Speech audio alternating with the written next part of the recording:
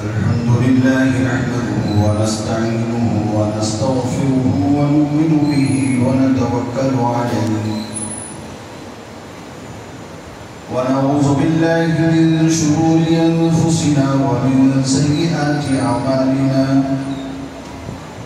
ونعوذ بالله من شرور أنفسنا ومن سيئات أعمالنا ونعوذ بالله من شرور أنفسنا ومن سيئات أعمالنا من يهده الله فلا مضل له ومن يضلله فلا هادي له ونشهد أن لا إله إلا الله وحده لا شريك له ونشهد أن سيدنا وسندنا ومولانا محمدا عبده ورسوله صلى الله تعالى عليه وعلى آله وبارك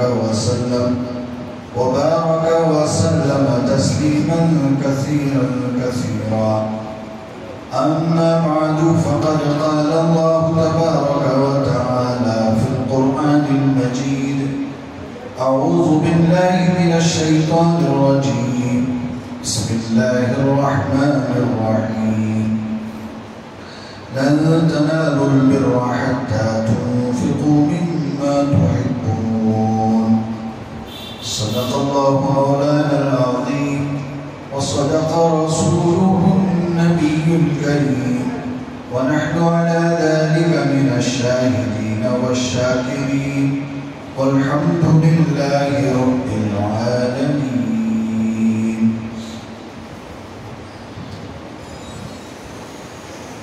بزرگان محترم، حاضرین کرام، اللہ تبارک و تعالیٰ کی بے شمار نعمتوں میں سے بہت بڑی نعمت اللہ نے ہمیں عطا فرمائی، وہ ایمان کی دولت ہے۔ دین اسلام سے اللہ نے ہمیں نوازا۔ دین و شریعت، اسلامی طرز زندگی، اسلامی احکامات سے ہمیں سرفراز فرمایا۔ حضرت محمد رسول اللہ صلی اللہ علیہ وآلہ وسلم کا یہ لایا ہوا دین، بھیجا ہوا بتایا ہوا دین، جس کی تکمیل اللہ تبارک و تعالی نے حجۃ الوداع کے موقع پر بطور اعلان ارشاد فرمایا، اليوم اکملت لکم دینکم واتممت علیکم نعمتی ورضیت لکم الاسلام دینا۔ آج کا دن میں نے تمہارے لیے تمہارا دین یعنی دین اسلام مکمل کر دیا اور میں نے اس دین کو بطور اسلام پسند کیا۔ تو اللہ تعالیٰ کا یہ پسندیدہ دین اسلام، یہ شریعت، اللہ کے نبی صلی اللہ علیہ وآلہ وسلم، حضرت محمد رسول اللہ صلی اللہ علیہ وآلہ وسلم کی بتائی ہوئی زندگی، گزاری ہوئی زندگی، آپ نے جو زندگی گزاری اور امت کو جو زندگی چلنے کا طریقہ بتایا، یہ دین اسلام ہے اور یہی دین شریعت ہے۔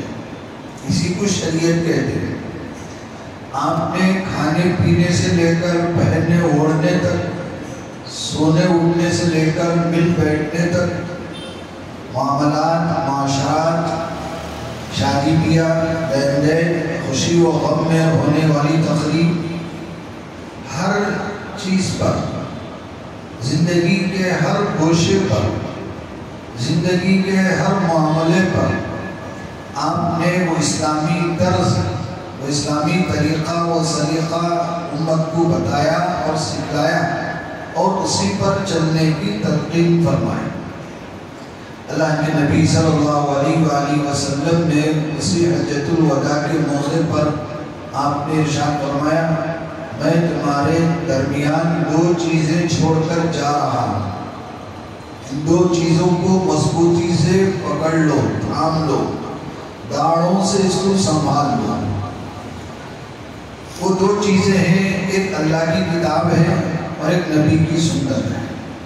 اللہ کے نبی صلی اللہ علیہ وآلہ وسلم نے فرمایا ترکت فیکم امرین، میں تمہارے درمیان دو چیزیں چھوڑ کر جا رہا ہوں، لن تضلوا ما لم تمسکتم بہما، جب تک تم ان دو چیزوں کو مضبوطی سے تھامے رہو گے، سنبھال کے رکھو گے، اس کا پاس و لحاظ کرو گے، ان دو چیزوں کے بتائے ہوئے حکم کے مطابق زندگی گزارو گے تو ہرگز تم گمراہ نہیں ہوں گے، تم راستے سے نہیں بھٹک سکتے، تم جہنم کے راستے پر نہیں جا سکتے جب تک کہ ان دو چیزوں کو تم مضبوطی سے تھام لو۔ عمل کرو تو کوئی تمہیں بہکا نہیں سکتا، بھٹکا نہیں سکتا۔ وہ دو چیزیں کیا ہیں؟ آپ نے ارشاد فرمایا کتاب اللہ و سنتی، اللہ کی کتاب اور میری سنت۔ اللہ کی کتاب یعنی قرآن مجید، و سنتی یعنی میرا جو طریقہ ہے، میں نے پورے 63 سالہ زندگی میں ہر جز پر، ہر گوشے پر، ہر معاملے پر میں نے روشنی ڈالی ہے، عملاً بھی قولاً بھی، یعنی عمل بھی کر کے بتایا اور اس پر رہنمائی بھی کی، اور کوئی گوشہ ایسا نہیں چھوڑا جس میں تمہارے لیے رہبری کی ضرورت ہو اور میں نے وہاں کوئی بخیلی والا کام کیا ہو۔ ہر چیز میں نے کھول کھول کر واضح انداز میں عملی طور پر تمہیں بتا دیا، کوئی ڈھپی کوئی ڈھکی بات ایسی نہیں رہی جو میں اللہ نے مجھے بتایا ہو اور میں نے تمہیں نہ بتایا۔ ہاں کوئی ایسی بات ہو سکتی ہے جو مصلحتاً اللہ نے چھپائی ہو، میں اسے تمہیں کیسے بتا سکتا ہوں؟ اللہ نے جو بات چھپانے میں حکمت سمجھی، فائدہ سمجھا، اس کو چھپا دیا، ورنہ دین کی کوئی بات جس کا امت کو مکلف بنایا گیا، جس کے کرنے کا اللہ نے حکم دیا ہو، ایسی کوئی بات نہ اللہ نے چھپائی نہ نبی نے چھپائی، اللہ نے کھول کر فرمایا۔ کوئی ایسی بات اللہ نے خود قرآن مجید میں ارشاد فرمایا ان اللہ لا یستحیی ان یضرب مثلا، اللہ تعالیٰ چھوٹی سے چھوٹی بات کو بھی، چھوٹی سے چھوٹی مثال بیان کرنے سے بھی نہیں شرماتا۔ وہ حق بات بتانے پر آتا ہے، چھوٹی سے چھوٹی مثال دے کر بھی سمجھاتا ہے، اسے شرمانے کی کوئی ضرورت نہیں ہے۔ تو اللہ کے نبی نے بھی کوئی بات نہیں چھپائی، اللہ نے بھی کوئی بات نہیں چھپائی، اللہ نے جو بھی نبی کو وحی کے ذریعے بتایا وہ آپ نے امت کو بتایا۔ اللہ کے بتانے سے پہلے کوئی بات نبی نے نہیں بتائی، یہ بھی کبھی نہیں ہوا، اور یہ بھی نہیں ہوا کہ اللہ نے بتایا ہو اور نبی نے نہیں بتایا ہو، بلکہ اللہ نے جو بھی بات امت کے لیے پیغام دیا ہے آپ نے امت کے لیے پہنچایا ہے، اس لیے کہ آپ رسول ہیں، پیغمبر ہیں۔ پیغمبر کا کام ہی یہ ہے کہ وہ اللہ کا پیغام امت تک پہنچائے۔ تو جو دو چیزیں ہیں قرآن مجید اور سنت، یہ ہمارے لیے زندگی گزارنے کے لیے ایک بہترین اللہ کی طرف سے تحفہ ہے۔ اگر یہ بنیاد ہے ایمان کی، شریعت کی، دین کی، ان دو چیزوں سے ہٹ کر ہمیں کہیں اور سے دین نہیں مل سکتا، شریعت نہیں مل سکتی۔ شریعت کا کوئی بھی حکم معلوم کرنا ہے تو قرآن سے پوچھیں گے، قرآن میں نہیں پتہ چلا تو شریعت سے پوچھیں گے، جو نبی کی سنت ہے، نبی کا طریقہ ہے، نبی نے بتایا ہے، نبی نے عمل کر کے دکھلایا ہے، تو آپ نبی سے پوچھیں گے۔ جیسے مثال کے طور پر اللہ نے قرآن مجید میں حکم دیا کہ روزانہ دن میں 5 وقت نماز تمہارے لیے فرض ہے۔ ان الصلاۃ کانت علی المؤمنین کتابا موقوتا، وقت مقررہ پر دن اور رات میں 5 نمازیں فرض ہیں۔ قرآن میں یہ حکم ہے، ہر مسلمان مرد عورت پر جو ایمان والا ہے، بالغ ہے، عاقل ہے، سمجھدار ہے، اس کے اوپر نماز دن میں 5 مرتبہ فرض ہے۔ لیکن قرآن میں کہیں بھی یہ نہیں ہے کہ آپ کو فجر کب پڑھنا ہے، ظہر کب پڑھنا ہے، عصر کب پڑھنا ہے، اور یہ بھی کہیں بھی نہیں ہے کہ فجر میں کتنی رکعتیں پڑھنا ہے، ظہر میں کتنی رکعتیں پڑھنا ہے، عصر میں کتنی رکعتیں پڑھنا ہے۔ قرآن میں تو اتنا کہہ دیا کہ نماز قائم کرو، نماز مسلمانوں پر فرض ہے، لیکن یہ نہیں بتایا قرآن میں کہ کب کون سی نماز پڑھنی ہے اور کون سی نماز میں کتنی رکعتیں پڑھنی ہے، اور ان رکعتوں میں کیا کیا پڑھنا ہے، قیام میں کیا پڑھنا ہے، رکوع میں کیا پڑھنا ہے، سجدے میں کیا پڑھنا ہے، اتحیات میں کیا پڑھنا ہے، قرآن نے نہیں بتایا۔ تو اس کا مطلب یہ نہیں ہے کہ قرآن نے آدھا بتایا آدھا نہیں بتایا، ایسا نہیں ہے، قرآن نے تو پورا بتایا۔ اب اس کی تشریح، اس کی وضاحت، اس کا طریقہ کون بتائیں گے؟ نبی بتائیں گے۔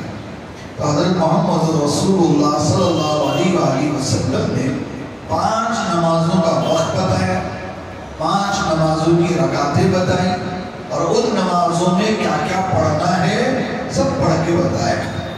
آپ نے ایک بار نماز پڑھ کے دکھائی، پھر آگے فرمایا صلو کما رأیتمونی اصلی، تم بھی ایسی نماز پڑھو جیسا تم مجھے ابھی نماز پڑھتے دیکھ رہے ہیں، جیسا تم نے مجھے نماز پڑھتے دیکھا ایسی نماز تم بھی پڑھو۔ آپ نے نماز میں پہلے تکبیر کہی، ہاتھ اٹھائے اور ناف کے نیچے باندھ لیا، پھر اس کے بعد آپ نے ثنا پڑھا، پھر تعوذ تسمیہ پڑھا، سورہ فاتحہ پڑھی، پھر اس کے بعد کوئی ایک سورت پڑھی، پھر رکوع کیا، رکوع کی تسبیح پڑھی، پھر کھڑے ہو گئے قوما کیا، پھر وہاں ربنا لک الحمد پڑھا، پھر سجدے میں گئے تکبیر کہتے ہوئے، وہاں سجدے کی تسبیح پڑھی، پھر سجدے کے بعد بیٹھے، پھر دوسرا سجدہ کیا، پھر اس کے بعد سیدھے کھڑے ہو گئے، پھر بسم اللہ پڑھی، سورہ فاتحہ پڑھی، پھر کوئی ایک سورت پڑھی، پھر رکوع میں چلے گئے،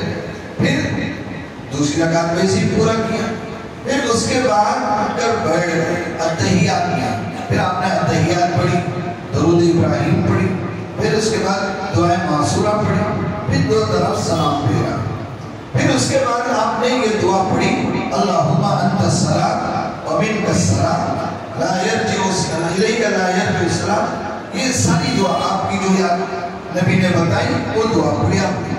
عبداللہ ابن مسعود رضی اللہ تعالیٰ عنہ فرماتے ہیں ہم نے رسول اللہ صلی اللہ علیہ وآلہ وسلم کو اس طرح نماز پڑھتے دیکھا، ہم نے اسی نماز پڑھی، تو نبی نے پوری نماز پڑھ کے بتایا، پھر صحابہ نے امت کو بتایا کہ دیکھو نبی نے ایسے نماز پڑھی۔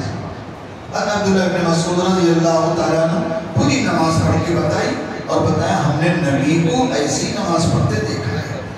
تو یہ سلسلہ آج تک چل رہا ہے، تو صرف نماز نہیں، روزہ لیجیے، ہر شریعت کی کوئی بات بھی آپ کو معلوم کرنا ہے، نبی کی زندگی اٹھائیے، پڑھ کے دیکھیے، معلوم کیجیے، علماء سے پوچھیے، مفتیان سے پوچھیے، پھر بتائیے یہ کام اسلام کا ایسے کرنا ہے، اس کام کے بارے میں شریعت کا یہ طریقہ ہے، اس عمل کے بارے میں شریعت کا یہ حکم ہے، علماء بتائیں، پھر وہ کام شریعت میں صحیح ہوگا، جب صحیح ہوگا تو اس عمل کا اجر ملے گا، برکتیں ملے گی، اللہ کے جو وعدے ہیں وہ پورے ہوں گے۔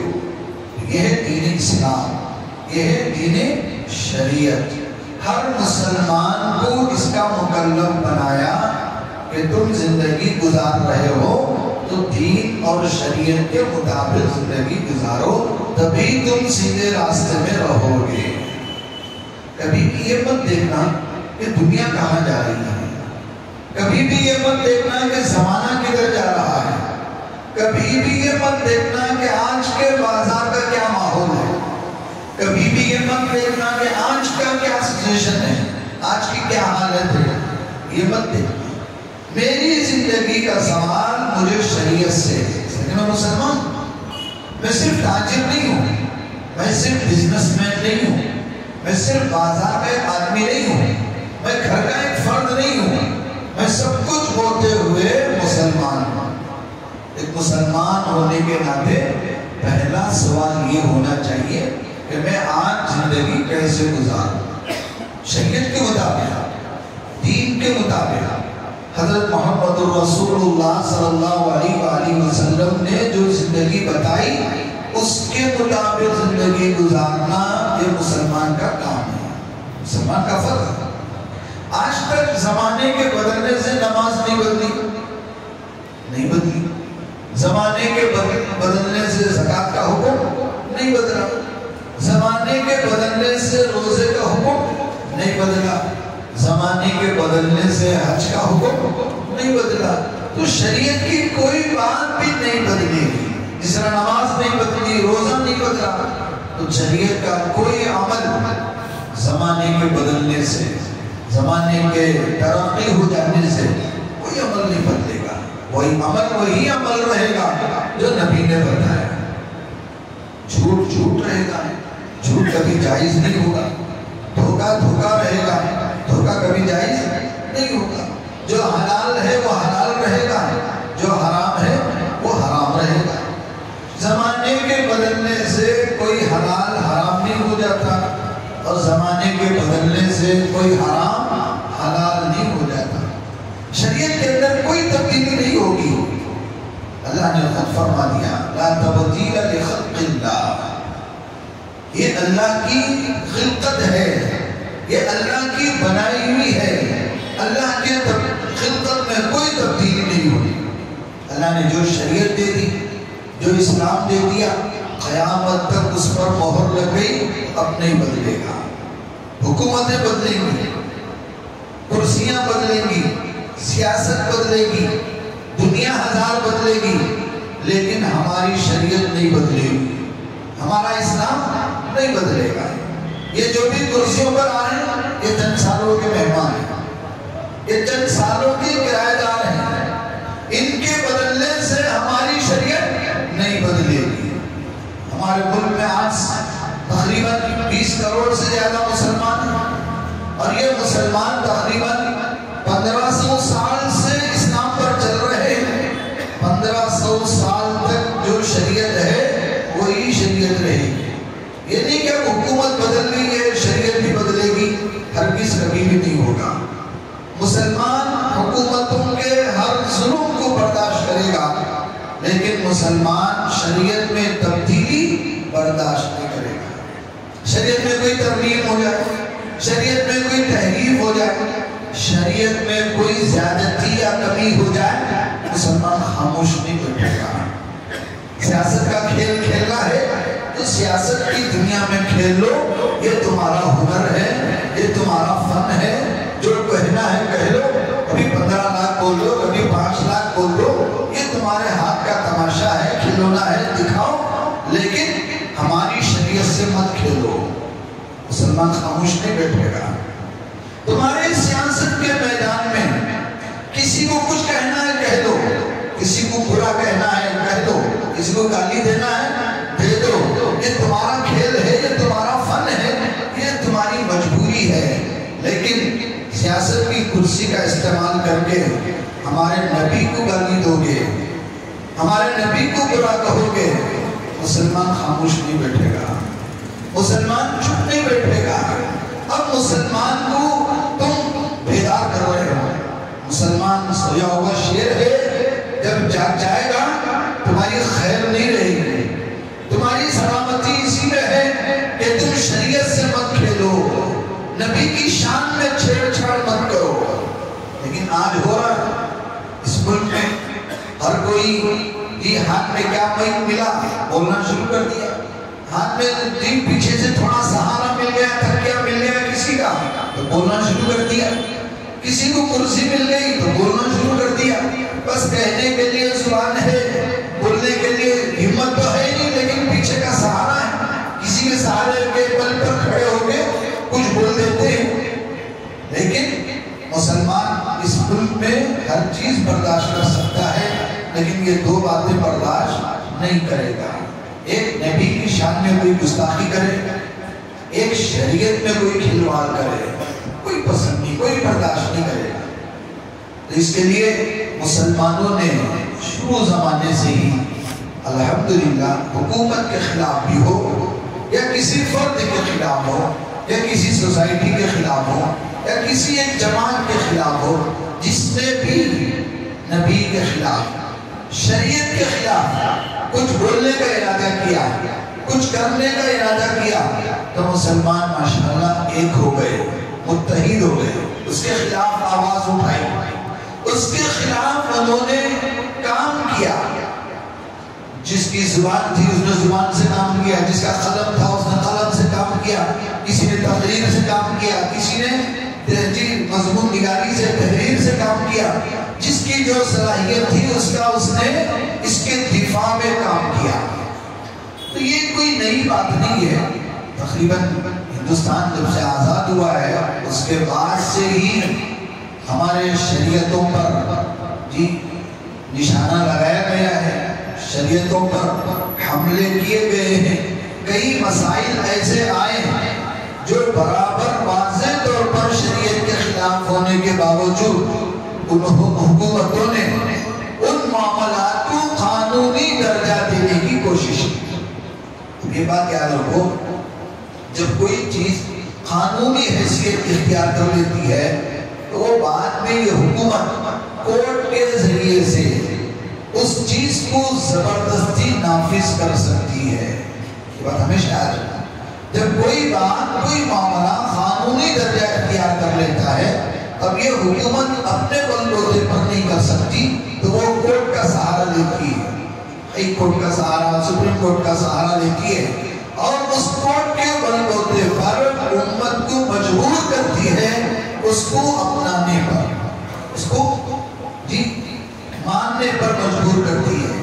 اس طرح حکومتوں نے کئی معاملات جو شریعت کے خلاف تھے انہوں نے پارلیمنٹ میں بیٹھ کر اس کے خلاف ایک بل بنایا اور اس کو اپنے پارلیمنٹ میں اکثریت کا استعمال کر کے قانونی درجہ دیا، بل بنایا، پاس کیا، اور اس کو کورٹ کے ذریعے سے زبردستی نافذ کرنے کی کوششیں کی۔ الحمدللہ ایسے کئی سینکڑوں مسائل ہیں جن کو حکومتوں نے مسلمانوں کے خلاف کھڑا کیا، لیکن مسلمانوں نے ایک جٹ ہو کر ان مسائل پر، ان بلوں پر مخالفت کی، یعنی احتجاجات کیے، اس کے خلاف آواز اٹھائی، تو وہ حکومتیں وہ بل واپس لینے پر مجبور ہوئی۔ تقریباً ایک مثال میں آپ کو دیتا ہوں، 1973 میں اس ملک میں بل پیش کیا گیا شریعت کے خلاف کہ جو لے بالغ بیٹا ہے اس کو حقیقی اولاد کا درجہ دینے کا۔ ہماری شریعت میں جو لے بالغ بیٹا ہوتا ہے، متبنہ ہوتا ہے، جسے اڈاپٹ کیا جاتا ہے، وہ حقیقی بیٹا نہیں ہوتا۔ آپ اس کو اپنا بیٹا مان لو، اپنے طور سے نام رکھو، پالو، پرورش کرو، شادی بھی کر کے جو کرنا ہے کرو، لیکن شرعی طور پر وہ تمہارا حقیقی بیٹا نہیں ہوگا۔ لے بالغ بیٹا لے بالغ ہی ہوگا، اسے متبنہ کہتے ہیں شریعت ہمارے اسلام۔ اس وقت کی حکومت نے یہ کوشش کی کہ بل پاس کرنے کی کہ جو لے بالغ بیٹا ہوتا ہے وہ حقیقی اولاد کے درجے میں ہوتا ہے، اس کو وراثت میں بھی حصہ ملے گا، فلاں فلاں جو بھی اس کے شیخ بنتے ہیں وہ شیخ بنتے گئے۔ تو اس وقت مسلمانوں نے یہ آل انڈیا مسلم پرسنل لا بورڈ کے بینر تلے آ کر، اس کے پلیٹ فارم میں جڑ کر سب ایک ہو کر آواز اٹھائی اس بل کے خلاف، اس کی مخالفت کی، تو حکومت نے مجبور ہو کر وہ بل واپس لے لیا، وہ بل پاس ہونے نہیں دیا مسلمانوں نے۔ تو تقریباً اس وقت سے لے کر آج تک بھی تقریباً 51 سال ہو گئے مسلم آل انڈیا مسلم پرسنل لا بورڈ کے قیام کو۔ الحمدللہ یہ بورڈ برابر کام کر رہا ہے، برابر ایسے جو بھی حکومتیں بل لاتی ہے، جو ترمیمی بل ہوتی ہیں، امینڈمنٹ ہوتی ہیں، جو شریعت کے بالکل خلاف ہوتی ہے، ایسے سینکڑوں مسائل، 3 طلاق کا مسئلہ آیا، حجاب کا مسئلہ شریعت کے خلاف ہے اور اس بورڈ نے اس پر کام کیا ہے، اس کی مخالفت کی ہے، تو ابھی تازہ بل ہمارے سامنے ہے، اوقاف ترمیمی بل، وقف ترمیمی بل 2024، یعنی مسلمانوں کی جو جائیدادیں ہیں اس کے لیے جو وقف ٹریبیونل بنے ہوئے ہیں، وقف ایکٹ بنا ہوا ہے، اس میں ترمیم کرنے کی کوشش۔ اب اس میں کیا کیا ترمیم یہ لوگ کر رہے ہیں، کیا کیا مداخلت کر رہے ہیں، وہ ایک لمبی بحث ہے، لمبی تفصیل ہے، اس میں مجھے جانا نہیں، لیکن اتنا تو عرض ہے حکومتیں یہ کوشش کر رہی ہیں کہ کسی بھی طریقے سے مسلمانوں کو چین سے بیٹھنے نہ دیا گیا، چین سے بیٹھنے نہ دیا، ایک ایک بل کر کے یہ لوگ لا رہے ہیں، اور ان کی ایک سازش یہ بھی ہے کہ ایک بل پر مکمل بات نہیں ہوتی، دوسرے بل کو وہ لانے کی کوشش کرتے ہیں۔ اس میں ان کی سازش کیا ہے؟ جب دوسری بل لائیں گے، بعد والی بل، تو مسلمان پہلے والے بل کو کیا کریں گے؟ اگنور کر دیں گے، چھوڑ دیں گے، اب دوسرے بعد والے بل کے پیچھے پڑیں گے۔ اب وہ پہلے والا جو بل آیا تھا، مثال کے طور پر وقف ترمیمی بل چل رہا ہے، اب سارے مسلمانوں کی توجہ کوشش سب اس پر ہے، اور اس سے پہلے جو بل آئے تھے اس پر کسی کی توجہ نہیں ہے۔ مدارس بورڈ کے تعلق سے ایک بل آئے، اور پردے کے حجاب کے متعلق ایک بل آئے، مساوات اس کی ایک بل، اسی طرح یہ کیا کہتے ہیں اسے، اس سے پہلے بل وہ 3 طلاق کا، ایسے کئی مسائل ہیں، اس بل کو لاتے ہیں، اس پر بات مکمل ہونے سے پہلے ایک دوسرا بل لاتے ہیں۔ ان کی سازش کوشش یہی ہے کہ جب ہم فوراً ایک بل کے مکمل ہونے سے پہلے جب دوسری بل لائیں گے تو مسلمان اس پر پیچھے پڑ جائیں گے، پہلے والے بل کو بھول جائیں گے، یہی ہوتا آ رہا ہے۔ یہ لوگ اسی طریقے سے آپ سمجھ رہے ہیں، انہوں نے یہ سمجھ لیا ہے کہ ہم اس طرح کامیاب ہوتے جا رہے ہیں، لیکن اللہ کا قانون غالب رہے گا، اللہ ہی جی ہر چیز پر غالب ہے، وہ ہر طریقے سے، یعنی کسی کو یہ موقع نہیں دیں گے ہرگز کہ کوئی شریعت پر غالب ہو جائے۔ اس کا مطلب یہ نہیں ہے کہ شریعت اللہ کی ہے اور وہ جانے وہ کر لے، ہمارا کیا کام؟ میرے بھائیوں، ہمارے ایمان کی سلامت، ہماری آخرت کی سلامتی ہماری شریعت پر موقوف ہے۔ ہمارے ہوتے ہوئے ہماری شریعت محفوظ نہیں رہی، ہم اللہ کو کیا جواب دیں گے؟ ہماری شریعت میں کوئی زیادتی ہو یا کوئی کمی ہو یا کوئی تبدیلی ہو اور ہم تماشائی بن کر دیکھیں تو اللہ کو کیا جواب دیں؟ پچھلی 2 جمعوں سے یہ بات عرض کی گئی کہ اپنے اندر صدیق اکبر کا جذبہ پیدا کریں۔ صدیق اکبر رضی اللہ تعالیٰ عنہ کا جذبہ کیا تھا؟ ان کا جذبہ تھا اَيُنْقَصُ الدِّينُ وَأَنَا حَيٌّ، کیا میرے زندہ ہوتے ہوئے دین میں کمی ہو جائے گی؟ میں ہونے نہیں دوں گا۔ دین میں کمی ہو جائے یا دین میں زیادتی ہو جائے یا دین میں کوئی تبدیلی ہو جائے اور میں زندہ رہوں، یہ نہیں ہو سکتا۔ یعنی میرے جیتے جی شریعت میں کوئی تبدیلی ہونے نہیں دوں گا۔ یہ ہر مسلمان کا جذبہ ہونا چاہیے، میرا جذبہ، آپ کا جذبہ، ہر بچے کا جذبہ، ہر عورت کا جذبہ یہ ہونا چاہیے کہ میرے ہوتے ہوئے شریعت میں کوئی کمی نہیں ہونی چاہیے یا کوئی زیادتی نہیں ہونی چاہیے یا شریعت میں کوئی تبدیلی نہیں ہونے دیں گے۔ مسلمان اس ملک میں ہر چیز برداشت کر سکتا ہے، شریعت میں مداخلت برداشت نہیں کر سکتا، نبی کی شان میں گستاخی برداشت نہیں کر سکتا۔ یہ جذبات اپنے اندر پیدا کرنا یہ آج کے سب سے بڑی ضرورت ہے۔ ہر مسلمان اپنے دھندوں میں لگا ہوا ہے، اپنے کاروبار میں لگا ہوا ہے، بس اس کو وہی ایک پریشانی لگ رہی ہے۔ ملک میں اسلام کے خلاف اتنے بڑے الغار ہو رہے ہیں، شریعت کے خلاف اتنے بڑے تلواروں سے زیادہ تیز حملے ہو رہے ہیں، مسلمان کو یہ پریشانی نہیں لگ رہی ہے۔ مسلمان سمجھ رہا ہے کہ میرا دھندا ہی بڑا ہے، میرا کاروبار ہی بڑا ہے، میرے گھر کی پریشانیاں ہی بڑے ہیں۔ ایسا نہیں ہے۔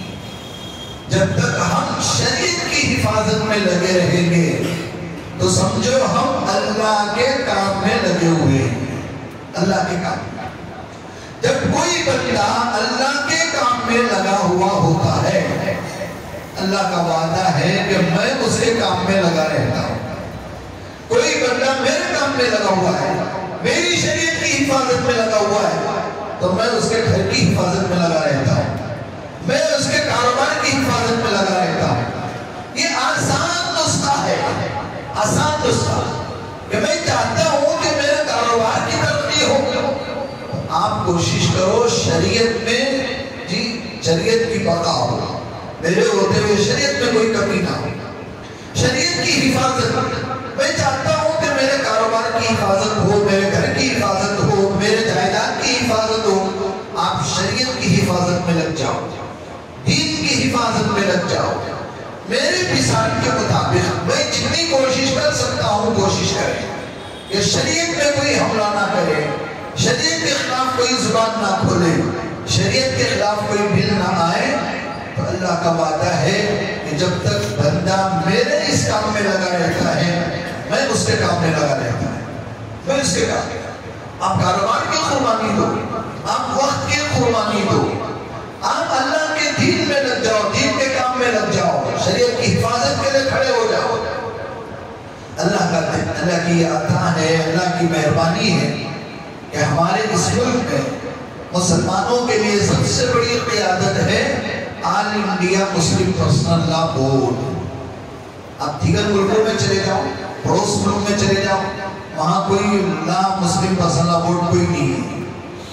آپ کسی اور ملک میں چلے جاؤ, آل انڈیا مسلم پرسنل لا بورڈ جو کام کر رہا ہے, جس طرح کا یہ پلیٹ فارم ہے, کسی اور ملک میں یہ پلیٹ فارم نہیں. مسلمانوں کی رہنمائی کرنے, اس طرح ہونے والے حملوں کے خلاف دفاع کرنے سب سے بڑا کردار کسی کا ہے تو یہ آل انڈیا مسلم پرسنل لا بورڈ کا ہے. یہ اللہ کی سب سے بڑی دین ہے کہ اللہ نے ہندوستانی مسلمانوں کے لیے یہ آل انڈیا مسلم پرسنل لا بورڈ جیسا ایک پلیٹ فارم دیا, ایک سایہ دیا, ایک چھت دیا کہ ہم اس کے سائے میں کھڑے ہو کر اسلام کا پورا کام کر سکتے. بڑے بڑے اکابرین جنہوں نے اس کی قیادت کو سنبھال رکھا ہے, پورے ملک کی قیادت کی اکابرین کے ہاتھ میں ہے. الحمدللہ سیاسی اعتبار سے بصیرت, علمی اعتبار سے یعنی سمندر, ہر اعتبار سے کمان, ہر اعتبار سے دانش مندی اور مسلمانوں کے بارے میں غور و فکر کرنا اور متفکر رہنا, اللہ نے یہ ساری دولتیں ہمارے اکابرین کو عطا فرمایا ہے. اور یہی اکابرین کی قیادت کا نام ہے آل انڈیا مسلم پرسنل لا بورڈ. تو سارے مسلمان اس بورڈ سے جڑ جائیں اور اس کے بینر تلے آ جائیں اور حکومت کی طرف سے آنے والی ملغاروں کا پرزور مقابلہ کریں, آواز اٹھائیں, مخالفت کریں, احتجاج کریں اور ایک میدان میں سب جمع ہو جائیں. تو دیکھو مسلمانوں کی طاقت کا اندازہ ان کو نہیں ہے. اب محسوس ہوگا کہ مسلمان کیا چیز ہے, مسلمان کی کیا طاقت ہے, مسلمانوں کی آواز میں کتنی جان ہے, ان کو اندازہ ہوگا. تو یہ گھٹنے ٹیکنے پر مجبور ہو جائیں گے. ایک تو کیا ہوگا, یہ آنے والی بل بھی سرد خانے میں چلی جائے گی, اور دوسرا آئندہ کسی اس طرح کے بل لانے میں یہ لوگ 1000 بار سوچیں گے. یہ طاقت ہے مسلمان. لیکن شرط یہ ہے کہ مسلمان چند دنوں کے لیے بلکہ ہمیشہ کے لیے یہ آپس کی دیواروں کو گراتے ہیں, مسلک کی دیواریں, فرقے کی دیواریں, یا خاندانی ذاتی دیواریں, یا اونچ نیچ ذات پات کی دیواریں سب گرا دیں اور ایک کلمے پر جمع ہو جائیں کہ میں بھی اللہ کا کلمہ پڑھنے والا, آپ بھی اللہ کا کلمہ پڑھنے والا, سب لا الہ الا اللہ محمد رسول اللہ صلی اللہ علیہ وآلہ وسلم کے اس کلمے کی بنیاد پر یہ کھو جائے. بھول جائیں وہ شیعہ ہے, وہ سنی ہے, وہ دیوبندی ہے, وہ وہابی ہے, وہ فلاں ہے, وہ فلاں ہے, سب بھول جائیں, سب مسلمان ہیں. میرا نام بھی عبداللہ ہے, تیرا نام بھی عبداللہ ہے, میں بھی اللہ کا بندہ ہوں, تو بھی اللہ کا بندہ ہے, سب نے کلمہ پڑھا ہے. اللہ کے نبی نبی صلی اللہ علیہ وسلم کو یہ حکم دیا گیا تھا کہ اے نبی آپ بھی یہود و نصارہ سے کہیں کہ تمہارے اور ہمارے درمیان جو اختلاف ہے وہ بعد میں دیکھ لیں گے، پہلے تمہارے اور ہمارے درمیان جو ایک چاہ ہے یعنی کامن بات ہے اس پر پہلے بات کریں گے۔ تمہارے اور ہمارے درمیان میں کامن بات کیا ہے؟ تمہارے اور ہمارے درمیان میں کامن بات یہ ہے کہ آپ کا خدا بھی وہی ہے، ہمارا خدا بھی وہی ہے۔ آپ بھی لا الہ الا اللہ پڑھتے ہیں، ہم بھی لا الہ الا اللہ پڑھتے ہیں۔ تعالوا الی کلمۃ سواء بیننا و بینکم الا نعبد الا اللہ ولا نشرک بہ شیئا ولا یتخذ بعضنا بعضا اربابا من دون اللہ۔ یہ ہے بات ایک ہونے کی کہ ہمارا اور تمہارے درمیان شیعہ بھائی ہیں، سنی بھائی ہیں، اہل حدیث بھائی ہیں، بریلوی بھائی ہیں، دیوبندی بھائی ہیں، سب بھائی ہیں، اور سب کا آپس میں جو کامن بات ہے اللہ کے سوا کسی کی عبادت نہ کریں، کسی کو اللہ کے ساتھ شریک نہ کریں، اور اپنے جو بڑے علماء ہیں یا جو بڑے پیشوا ہیں ان کو خدا کا درجہ نہ دیں۔ خدا خدا ہے، بندے بندے ہیں، یہ بات سب میں کامن ہے، سب ایک ہے اس بات پر۔ تو بیٹھو، مل بیٹھو پہلے اس بات پر، اس کلمے پر اگر کوئی آنچ آنے دے رہا ہے تو ہم سب مل کر پہلے اس کا مقابلہ کریں گے، اس کے خلاف آواز اٹھائیں گے۔ تو آج کی موقع ہے، آج وہ وقت ہے کہ ہم اس کلمے پر ایک ہو جائیں، مل بیٹھ کر بیٹھیں، سر جوڑ کے بیٹھیں، اور اس کلمے پر آنچ آ رہی ہے تو اس کے خلاف کھڑے ہو جائیں، آواز اٹھائیں، تو انشاءاللہ پہلے اس آنچ کو ختم کرو، پھر ہم آپسی اختلافیں جو بھی ہے اس پر بات کریں۔ لیکن پہلے جو سامنے والا دشمن ہے وہ ہم کو کس نظر سے دیکھ رہا ہے، اس کو اس سے مطلب نہیں ہے کہ کون شیعہ ہے، کون دیوبندی ہے، کون فلاں ہے، نہیں ہے، اس سے یہی مطلب ہے کہ یہ مسلمان ہے، یہ ہمارا دشمن ہے۔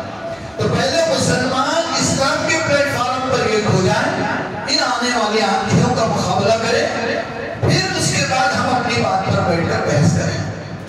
کبھی ایسا ہوتا ہے، بعض باتیں ایسی ہوتی ہے جس کے فیصلے دنیا میں نہیں ہوتے، اللہ نے خود فرمایا فیما کانوا فیہ یختلفون، اللہ فیصلہ کریں گے قیامت کے دن، تمہارے درمیان فیصلہ نہیں ہوگا، اختلافات باقی رہیں گے موت تک، اور یہ فیصلے اللہ قیامت کے دن کریں گے۔ ہاں تمہارا کام ہے کہ ایک دوسرے کا احترام کرے، ایک دوسرے کا لحاظ کرے، اختلافات ہونے کے باوجود بھی ایک دوسرے کی گردن زنی نہ کرے، تانا شنی نہ کرے، ایک دوسرے کا احترام کرے، عزت کرے، عزت دو عزت لو، یہ معاملہ کریں۔ رہی بات تمہارے اختلاف کے فیصلے کی، اللہ قیامت کے دن کرے گا۔ ان ربک هو یفصل بینہم یوم القیامۃ فیما کانوا فیہ یختلفون۔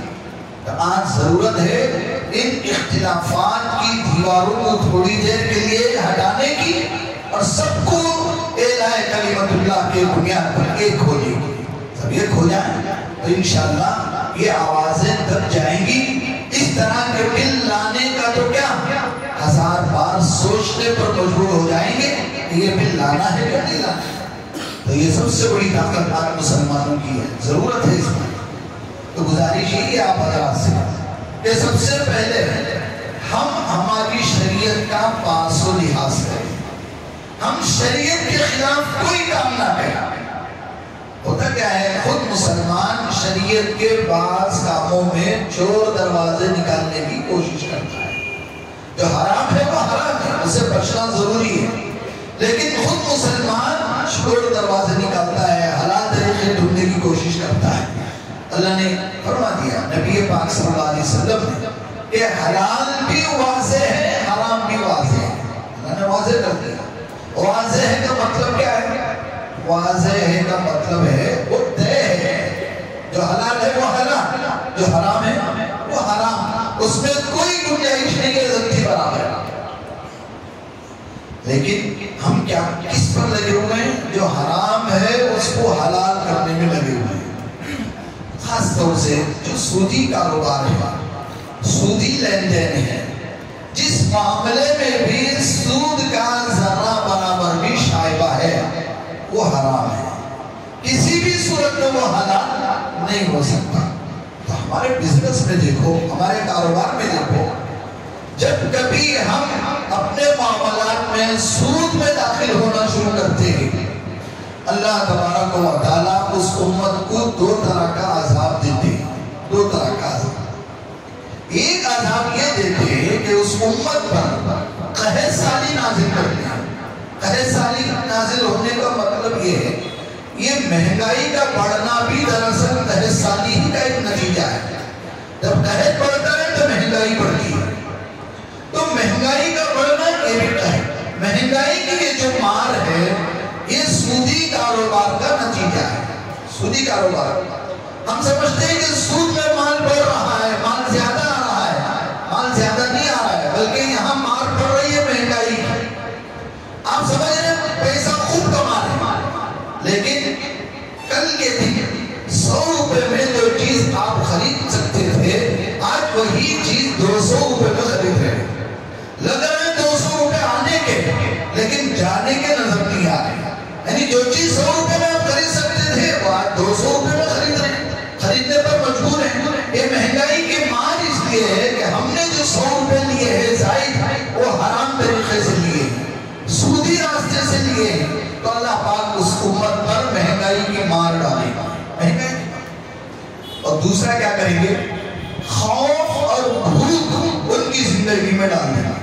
خوف، آدمی خوشی سے چین سے نہیں رہے گا، ڈرتا رہے گا ہمیشہ، کبھی پولیس کا، کبھی ٹیکس والوں کا، کبھی فلاں کمپنی والوں کا، فلاں ڈپارٹمنٹ والوں کا، ایک ڈر رہے گا، ایک خوف رہے گا۔ اللہ پاک اس کو خوف ڈال دے گا، اور وہ کتنا بھی کھائے، کتنا بھی پہنے، کتنا بھی کھائے، اس کا نہ من بھرے گا، نہ پیٹ بھرے گا، نہ جی بھرے گا۔ لوگ اتنا حریص ہوتے ہیں، جیسا لوگ مثال کے طور پر بولتے ہیں، اس کا پیٹ بھرے آج کی انکھیاں نہیں بھرتی، انکھیاں نہیں، اس کا جی نہیں بھرے گا، اس کا من نہیں بھرے گا، اتنا اسے بھوک کا لالچ اللہ پر ڈال دے گا۔ تو بہرحال ہم کبھی بھی شریعت کے معاملے میں جو حرام ہے سو حرام ہے، اس کے بارے میں کبھی بھی ہم حلال کرنے کے چکر میں نہیں پڑنا چاہیے۔ تو مسلمانوں کو ضرورت ہے سب سے پہلے خود شریعت کا پاس و لحاظ کرنے کی، پھر اس کی دوسری ذمہ داری ہے کہ شریعت کے خلاف آنے والے ادواروں کے خلاف آواز اٹھانے کی۔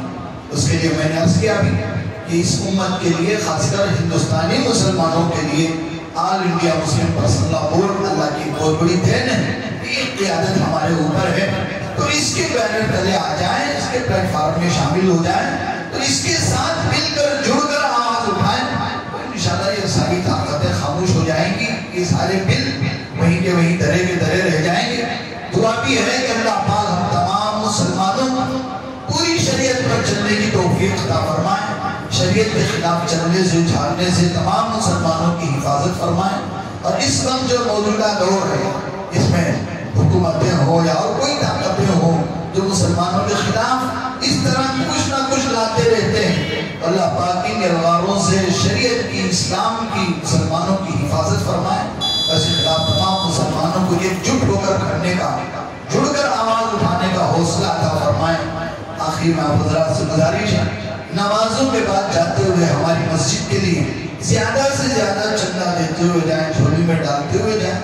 دعا ہے اللہ پاک سے کہ اللہ آپ کی کمائیوں میں خوب برکتیں عطا فرمائیں، جو بھی پریشانیاں مصیبتیں اللہ انہیں دور فرمائیں، اور قرضوں کا مسئلہ ہے تو اللہ پاک اپنے خزانے سے سب کے قرضوں کو پورا فرمائیں۔ وآخر دعوانا ان الحمدللہ رب العالمین۔